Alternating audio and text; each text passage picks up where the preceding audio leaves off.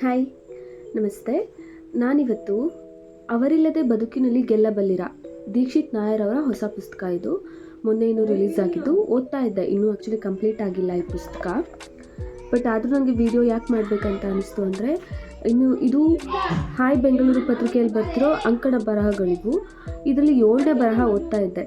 ದೇವರಿಗೆ ಸಲ್ಲುವ ಬಸವಣ್ಣದ ಹೂವು, ಗಟ್ಟಿಗಿತ್ತಿ ನೀಲಮ್ಮ ಅನ್ನೋ ಅವರ ಬಗ್ಗೆ ಇರೋ ಅಂಕಣದ ಓದ್ತಾ ಇದ್ದೆ. ಆ್ಯಕ್ಚುಲಿ ತುಂಬ ಒಂಥರ ಶೇರ್ ಮಾಡ್ಕೊಳ್ಳೇಬೇಕು ಅನ್ನಿಸ್ತು. ಹಾಗಾಗಿ ತಕ್ಷಣ ವಿಡಿಯೋ ಮಾಡಿದೆ. ನೀಲಮ್ಮ ಅನ್ನೋರು 65 ವರ್ಷ ಆದರೂ ಕೂಡ ಸ್ಮಶಾನದಲ್ಲಿ ಗುಂಡಿ ತೋಡಿ ಹೆಣಗಳನ್ನ ಮುಚ್ಚುವಂಥ ಕೆಲಸ ಮಾಡ್ತಾ ಇರ್ತಾರೆ.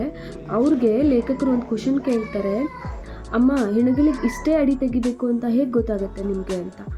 ಆಗ ನೀಲಮ್ಮ ಹೇಳ್ತಾರೆ, ಕೆಲವೊಬ್ಬರು ನಿಮ್ಮಷ್ಟು ಉದ್ದ ಇದೆ ತೆಗೀರಿ ಅಂತ ಹೇಳ್ತಾರೆ. ಕೊನೆಗೆ ಜೊತೆಗೆ ಅದ್ರದಕ್ಕೊಂದು ಮಾತು ಸೇರಿಸ್ತಾರೆ, ಶ್ರೀಮಂತ ಯಾರೇ ಆಗಿರಲಿ ಒಂದೇ ಅಳತೆ ಗುಂಡಿ, ಬಡವ ಆದರೂ ಅಷ್ಟೇ ಒಂದೇ ಅಳತೆ ಗುಂಡಿ. ಎಷ್ಟೋ ಸಲ ಯಾವನೋ ತುಂಬ ದುಡ್ಡು ಇರೋನು ಸತ್ತಾಗ ಅವನಿಗೆ ಗುಂಡಿ ತೋಡೋದಕ್ಕೆ 5-6 ಗಂಟೆಗಳಾಗುತ್ತೆ. ದೊಡ್ಡ ಕಲ್ಲುಗಳೆಲ್ಲ ಮಧ್ಯೆ ಸಿಗ್ತಾ ಇರ್ತವೆ.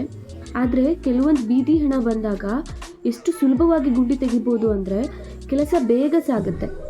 ಈಗ ಹೇಳು ಮಗ, ಪುಣ್ಯ ಮಾಡಿದವನು ಯಾರು? ಎಷ್ಟು ಚೆನ್ನಾಗಿದೆ ಅಲ್ವಾ ಈ ಸಾಲು. ಅವ್ರು ಓದಿಲ್ಲ, ಏನೂ ಇಲ್ಲ, 90 ವರ್ಷಕ್ಕೆ ಮದುವೆ ಆಗಿ ಗಂಡ ಮಾಡ್ತಿದ್ದ ಕೆಲಸನ ಅವ್ರು ಕಂಟಿನ್ಯೂ ಮಾಡ್ಕೊಂಡು ಹೋಗ್ತಿರ್ತಾರೆ. ಬಟ್ ನೋಡಿ ಎಷ್ಟು ಈಸಿಯಾಗಿ ಹೇಳ್ಬಿಟ್ರು. ಸತ್ತಾಗ ಎಲ್ಲರೂ ಒಬ್ಬರೇ. ಅಲ್ಲಿ ನೋಡಿದ್ರೆ ನಾವುಗಳು ಮಾತ್ರ ಬದುಕಿದ್ದಾಗ ಹೀಗೆ ಹೊಡೆದಾಡ್ಕೊಂಡು ಇದು ಮಾಡ್ತೀವಿ. ಯಾಕೋ ತುಂಬ ಇಷ್ಟ ಆಯಿತು. Thank you.